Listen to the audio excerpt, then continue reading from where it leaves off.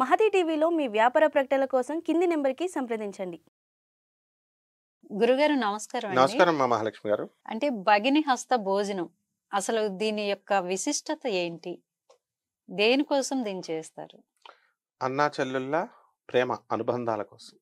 రక్త సంబంధం సినిమా చూసావా? ఎన్టీ రామారావు సావిత్రి. వాళ్ళ చెల్లెల్ని సావిత్రి గారిని ఎంతో బాగా చూసుకుంటాడు ఎన్టీఆర్. చెల్లి చచ్చిపోయిన మరుక్షణమే అన్న కూడా చచ్చిపోతాడు. అది అంత ప్రేమ ఉండాలి. ఎప్పుడూ ఉన్నారు అన్నదమ్ముల కొట్లాట్లు, ఫైటింగ్, చెల్లెలు ఆస్తులు దొబ్బేస్తున్నారు అన్నలు అలా. సో ఇక్కడ యముడు తన చెల్లెలైనటువంటి యమునను గౌరవించడమే భగినీ హస్తం. అలాగే యమునుడు తన చెల్లినైనటువంటి యమునకిచ్చినటువంటి గౌరవమే యమదీపం. దీపావళి మర్నాడే యమదీపం పూజ చేస్తాం. ఈ భగినీ హస్త భోజనం అంటే ఏంటంటే, సోదరి ప్రతి చెల్లి కూడా రాఖీ పండగ లాంటిది. ఎలా అయితే రాఖీ కడతారో ఆ రోజు తన అన్నని ఇంటికి పిలవాలి. ఇంటికి పిలిచి రకరకాల భోజన పదార్థాలన్నీ వండి తన అన్నని ఎంతో ప్రేమతో భోజనం పెడుతుంది. పెడితే యమున అలా చేసిందనమాట. అప్పుడు యముడు సంతుష్టుడై, చెల్లి నీవు నాకు చేసినటువంటి ప్రేమకు గుర్తుగా దీన్ని శాశ్వతత్వాన్ని చేసేస్తున్నాను, ఈ పండగని ఎటర్నిటీ, ఇమ్మోర్టాలిటీ ఇచ్చేస్తున్నాను ఈ పండగకి. సత్యయుగము, కృతయుగము, త్రేతాయుగము, ద్వాపర యుగము, కలియుగం అని లేదు. ఎన్ని కల్పాలైనా, ఎన్ని యుగాలైనా, ఎన్ని మనువులైనా ఇది తథ్యం అన్నాడు. యముడు చచ్చిపోతాడు. విచిత్రం ఏమిటంటే బ్రహ్మదేవుడే చచ్చిపోతాడు, యముడు వీళ్ళందరూ ఉండరు.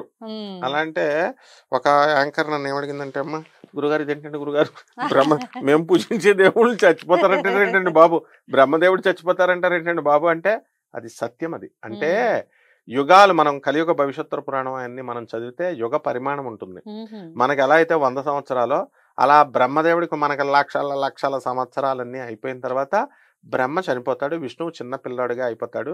వటపత్రశాయినిగా కృష్ణుడిలాగా కాలు మీద కాలేసుకొని సముద్రంలో కుర్రాళ్ళలా ఉండిపోతాడు.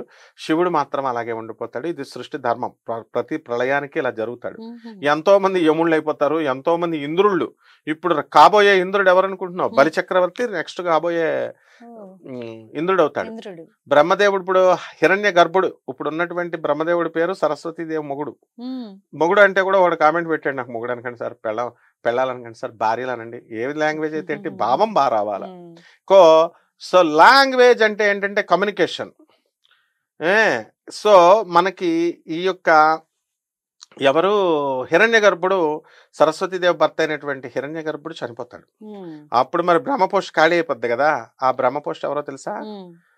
మన ఆంజనేయ స్వామి. సప్త చిరంజీవుల్లో ఒకడైనటువంటి ఆంజనేయ స్వామి నవ వ్యాకృతి పండితుడు, నవమ బ్రహ్మగా ఈ యొక్క చతుర్వేదాలు చదివినటువంటి వాడు. తర్వాత 9వ బ్రహ్మ అవుతాడు. ఆయన ఒక్కడే చతుర్వేద పండితుడు, 4 వేదాలు చదివాడు. మన బుడంకాయ గాళ్ళు ఇప్పుడు ఉన్నటువంటి గురువులంతా వచ్చేసి నేను 4 వేదాలు చదివేశాను, నేను 2 వేదాలు, 2 కూడా చెప్పట్లే, 4 వేదాలు చదివేశారట వీళ్ళంతా. సో అట్లా చెప్తున్నారు. కాబట్టి మన బ్రహ్మగారు మన ఆంజనేయ స్వామి అవుతాడు. నెక్స్ట్ ఈ భగినీ హస్తానికి అంటే యముడు లేకపోయినా, చూడు యముడు ఎంత మంచోడో, యముడిని అందరూ తిట్టుకుంటారు. శనీశ్వరుడు ఎంత మంచోడు, న్యాయానికి దేవత ఆయన. యముడెవరు? ధర్మానికి దేవత. నువ్వు ధర్మంగా ఉండు, నేను నీకు ఇస్తానంటున్నాడు ఆయన. ఆ ధర్మం చేస్తే తోలు తీసేస్తాడు. మరి ఈ రకంగా మనకి ఈ యొక్క భగినీ హస్తానికి తాను లేకపోయినా సరే తన చెల్లెలకి తాను ఇచ్చినటువంటి మాట కోసం శాశ్వతంగా అన్నా చెల్లెళ్ళ పండగ ఉండాలని ఈ భగినీ హస్త పూజ అనేటటువంటిది ప్రవేశపెట్టాడు. ఇకపోతే ఈ భగినీ హస్తం రోజున మనకి ఇంకోటి కూడా ఉంది. 9 ప్రదక్షిణాలు చేయాలి. ఈరోజు దేవాలయాలు ఖాళీలు ఉండవు. ఏ దేవాలయమైనా పర్లేదు. శ్రీశైలంలో ఒక పిచ్చోళ్ళ లాగా ఉంటాడు ఒక ఆయన, అతని పేరు వెంకటరెడ్డి ఏదో సమ్ పేరు ఉంది. మేము వెళ్ళాం మొన్న శ్రీశైల యాత్రకి వెళ్ళినప్పుడు, మా శిష్యురాలు ధనలక్ష్మణి, వాళ్ళ హస్బెండ్, వాళ్ళ పిల్లలు అంతా గ్రూప్ అంతా వెళ్ళాం. వాళ్ళు వీరశైవ పీఠాధిపతులు అనమాట వీళ్ళంతా, వాళ్ళ శిష్యులు. శైవమే ఎక్కువ అంటే వీరశైవం. మళ్ళా పండితారాధ్యుల వారు, జగద్గురువులు. అంటే జగద్గురు అయినటువంటి ఆదిశంకరాచార్యుల వారికి మరకత గణపతిని, తర్వాత రత్నగర్భ గణపతిని ప్లస్ శివలింగాలు ఇస్తారు. 5 శివలింగాలు ఇస్తారు. ఆ 5 శివలింగాలని ఇచ్చింది ఎవరో కాదు, రేణు పండితారాధ్యుల వారు. ఆ వీరశైవ పీఠాధిపతుల్లో ఒకరు ఆయన. సో అక్కడికి వెళ్తే ఆ పండితారాధ్యుల వారి జగద్గురువుల వాళ్ళ మఠంలో మేము దిగాం. జగద్గురువుల నివాసంలోనే దింపింది ఆమె ఏకంగా. వాళ్ళు ఉండే క్వార్టర్స్ లోనే దిగి అక్కడ ఆ ఆరాధ్యుల పండితారాధ్యుల వారి జగద్గురువుల పీఠం ఉంది. ఆ పీఠంలో పూజారి గారు మమ్మల్ని చక్కగా తీసుకెళ్లారు. ఇంతకీ ఇప్పుడు నేను చెప్పబోయేది ఏంటంటే, అక్కడ ఈ వెంకటరెడ్డి మేము మఠాలు ఉంటాయి శ్రీశైలం నిండా, అన్ని చాలా ఉంటాయి. విభూతి మఠం అయ్యో మఠాలు ఉన్నాయి. అందులో ఒకడు ఉన్నాడు అనమాట, వెంకటరెడ్డి ఎవరో పేరు. వాళ్ళు వెళ్ళంట ఆ అడవిలోకి వెళ్ళి మా శిష్యురాలు ధనలక్ష్మి ఏం చేసింది, ఇలాగా జంట నాగులది ఏదో సుబ్రహ్మణ్యేశ్వర స్వామి ప్రతిష్ఠ ఏదో చేసిందంట. అప్పుడు ఈ వెంకటరెడ్డి గారు కూడా వెళ్ళాడంట.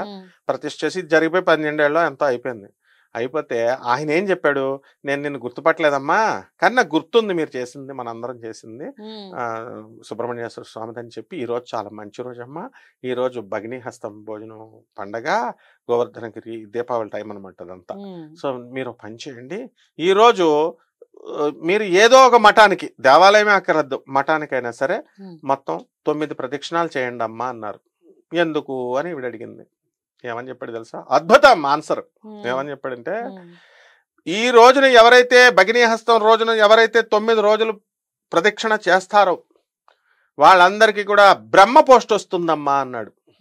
బ్రహ్మ పోస్ట్ ఎంత బాగా చెప్పాడంటే, బ్రహ్మ పోస్ట్ నామినేషన్ జరిగిద్ది, మీరు చేసేసి వెళ్ళిపోండి. నామినేషన్ అనమాట, మనం ఎలక్షన్ గెలుస్తామో గెలమో అలా నామినేట్ అయిపోతారు.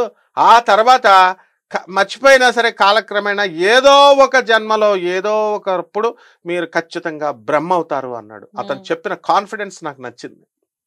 అంటే కంపల్సరీ బ్రహ్మ అనే పోస్టే వస్తుంది. అందువలన మన బ్రహ్మదేవుడు చనిపోయినా, మన కొత్త బ్రహ్మదేవుడు మనకి ఆంజనేయ స్వామి వారు వచ్చినా మనం కూడా అవ్వచ్చు అనమాట. అంత సాధనలో ఉంటుంది.